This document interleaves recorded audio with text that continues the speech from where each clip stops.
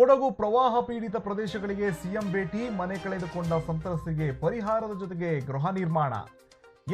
ಕೊಡಗು ಪ್ರವಾಹ ಪೀಡಿತ ಪ್ರದೇಶಗಳಿಗೆ ಭೇಟಿ ನೀಡಿದ ಬಳಿಕ ಮಾಧ್ಯಮಗಳೊಂದಿಗೆ ಮಾತನಾಡಿದಂತಹ ಮುಖ್ಯಮಂತ್ರಿಯವರು, ಮಳೆ ಕಡಿಮೆಯಾದ ನಂತರದಲ್ಲಿ ಪರಿಹಾರ ಕಾರ್ಯ ಕೈಗೊಳ್ಳಲು ರಾಜ್ಯ ಸರ್ಕಾರ ಸಿದ್ಧವಿದೆ.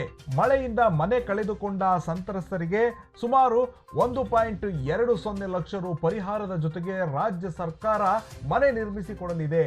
ಪ್ರವಾಹ ಮತ್ತು ಭೂಕುಸಿತದಿಂದ ನಷ್ಟ ಅನುಭವಿಸಿದ ಸಂತ್ರಸ್ತರಿಗೆ ಜಿಲ್ಲಾಡಳಿತದಿಂದ ಪರಿಹಾರ ನೀಡಲಾಗುತ್ತಿದ್ದು, ಮಳೆಯಿಂದ ಭಾಗಶಃ ಮನೆ ಹಾನಿಯಾದ ಸಂತ್ರಸ್ತರಿಗೆ ಸುಮಾರು ರು 50,000 ಪರಿಹಾರವನ್ನ ಬಿಡುಗಡೆ ಮಾಡಲಾಗುವುದು ಎಂದರು.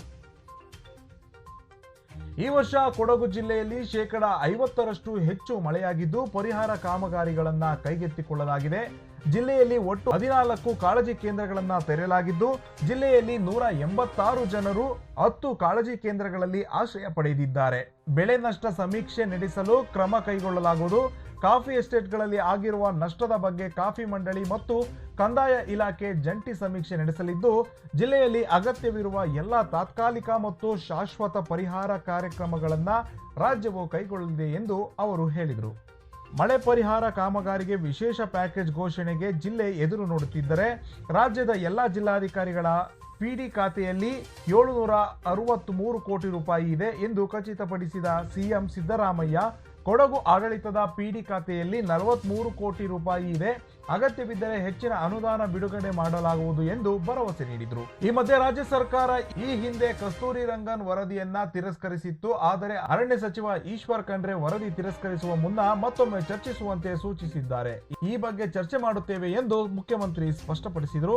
ಜಿಲ್ಲೆಯ 2 ಭೂಕುಸಿತ ಪೀಡಿತ ಪ್ರದೇಶಗಳಿಗೆ ಭೇಟಿ ನೀಡಿದ ಮುಖ್ಯಮಂತ್ರಿ ಸಂತ್ರಸ್ತರೊಂದಿಗೆ ಸಂವಾದ ನಡೆಸಿದರು. ಭೂಕುಸಿತಕ್ಕೆ ತುತ್ತಾಗಿರುವ ಮಂಚಳ್ಳಿ ಭಾಗದಲ್ಲಿ ತೂಗು ಸೇತುವೆ ನಿರ್ಮಿಸುವ ಭರವಸೆ ನೀಡಿದರು. ಭೇಟಿ ವೇಳೆ ಜಿಲ್ಲಾ ಉಸ್ತುವಾರಿ ಸಚಿವ ಎನ್ಎಸ್ ಬೋಸರಾಜು, ಶಾಸಕರಾದ ಎಎಸ್ ಪೊನ್ನಣ್ಣ, ಡಾಕ್ಟರ್ ಮಂತರ್ಗೌಡ ಮತ್ತಿತರರು ಉಪಸ್ಥಿತರಿದ್ದರು.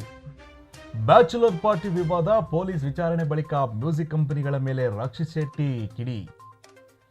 ನಟ Rakshit Shetty bachelor party cinema ನಿರ್ಮಾಣ ಮಾಡಿ ರಕ್ಷಿತ್ ಶೆಟ್ಟಿ ವಿವಾದಕ್ಕೆ ಸಿಕ್ಕಾಕಿಕೊಂಡಿದ್ದಾರೆ. ಇದರಲ್ಲಿ 2 ಹಳೆಯ ಸಿನಿಮಾದ ಹಾಡುಗಳನ್ನ ಅನುಮತಿ ಇಲ್ಲದೆ ಬಳಸಿಕೊಂಡಿದ್ದು ವಿವಾದಕ್ಕೆ ಎಡೆ ಮಾಡಿಕೊಟ್ಟಿದೆ.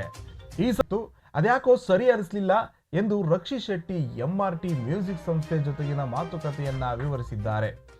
ಇನ್ನಷ್ಟು ಸುದ್ದಿಗಳಿಗಾಗಿ ನೋಡ್ತಾ ಇರಿ ನಿಮ್ಮ ನ್ಯೂಸ್ 5. ಸಬ್ಸ್ಕ್ರೈಬ್ ಮಾಡಿ, ಲೈಕ್ ಮಾಡಿ, ಹಾಗೆ ಶೇರ್ ಮಾಡಿ. ಎಲ್ಲರಿಗೂ ಧನ್ಯವಾದಗಳು.